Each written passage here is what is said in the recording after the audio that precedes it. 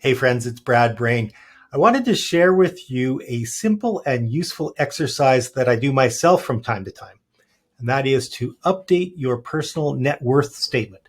So this is something I've done for a while, and recently I came across an old net worth statement, which I hadn't updated for a little while. And so I was really pleased to see my progress in the time from the last time I did this till now. And that's one of the real neat benefits of updating your own personal net worth statement is you see your progress and it helps you keep fixed on your financial objectives. It's so easy to get mired down in the routine of daily life.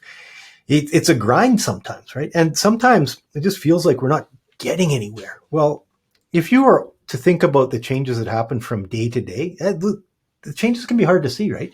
But if you take a snapshot of where you are at a moment in time and then look at it in the future, where you are at that moment in time, and you can see your progress.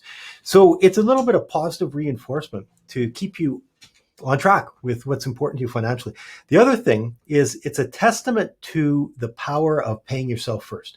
What you can do when you just automatically pay down your mortgage and contribute to your investments is you can see meaningful progress, and it's a painless way to do it because each month money comes out of your bank account, goes to the things that are important to you. And these little incremental things that you do over time, you can see substantial results for them. So one of the ways we can track this is to update your net worth statement. And I'll show you what I do. Okay, so here's a little sample I just cooked up to give you an idea about how this can work. Now, it's important that you don't get too hung up on the details. This isn't some sort of official procedure where we have to follow a specified format. Do whatever works for you.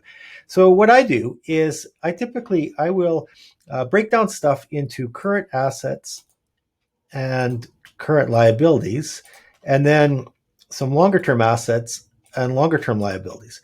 If you want to do it different, go nuts. Doesn't matter. This is just for you. You can use it for other purposes, and that's why keeping track of this stuff is handy if you ever need to go talk to your banker or something like that. But in the meantime, we're just doing this for us. So what you can do here is I made up a bit of a timeline. So if we go back to 2018, what this person would be is this would be like perhaps a younger person. They have a student loan, and they got some money set aside in the TFSA. Now, there's a reason for that. I'll show you that in a minute. And then what the net worth statement is pretty straightforward. We just take a look at your assets and subtract your liabilities, and the difference is your net worth. So under my format here, I've got the current assets, and then I've got the long-term assets, and so the total is going to be added up there. That's how. So, and the nice thing about using an Excel spreadsheet is you can take advantage of formulas, right? So the formula here is, this one here, the total current assets is going to be the sum of those three boxes ahead of it, right? And the long-term assets, the sum of those long-term assets. So total liabilities down here, and then your net worth is very simple. It is just your total assets, subtract your total liabilities is your net worth. Okay, so that's where we were in 2018. So now it's a year later, 2019, we go to update our stuff. We've paid down our student loan. That's good. We still have our TFSA. We've got a little bit more money in our investment accounts. Our truck loan has been paid down a little bit. Unfortunately, the truck is depreciated, so that one's gone down in value. But we've made some nice progress here. We're at 60,000 net worth, and now we're at 106. Nothing wrong with that. It could be really easy as we go month to month to think, man, I'm not getting anywhere. But then when you take a look, well, all of a sudden our net worth has increased by $40,000. There's nothing wrong with that. We go forward a year, it's 2020, and you can see that there's been some changes. And the big thing is the TFSA is now gone. Why is that? Because we just bought a house. So that's why we had that money squirreled away in the TFSA to start with. That was the house down payment. So along with the house, we also have a mortgage. And meantime, we've made some progress on our debts. Our investments have gone up. So we're now at a net worth of $155,000 and decent progress, right? Year over year. 2021 comes along. We got more changes. We've paid down some debts a bit more. We started to build back our liquid money. We're getting some good progress on the investment accounts. There's a new group savings plan, and kids are involved now. We got an RESP. Now, you can do whatever you want for the RESP. If you want to include it, go nuts. If you don't, that's fine too. The way I think of it is that's money that my kids are going to, we're planning on them using it. So do I really want to keep it in? I don't know. One of the things that an argument for keeping the RESP as part of your net worth is that you do have the ability to roll anything that you don't use for school into your own RRSP. So do whatever you want. This isn't, like I say, it's not some sort of official CRA form. This is just for your own use, right?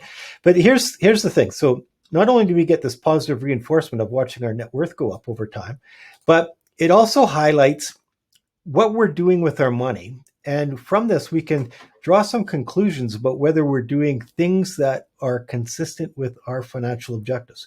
If you look at your net worth statement over time and you don't have assets that are appreciating, maybe you buy a whole bunch of stuff that depreciates, like perhaps vehicles, and you're just spending all your money on consumption stuff.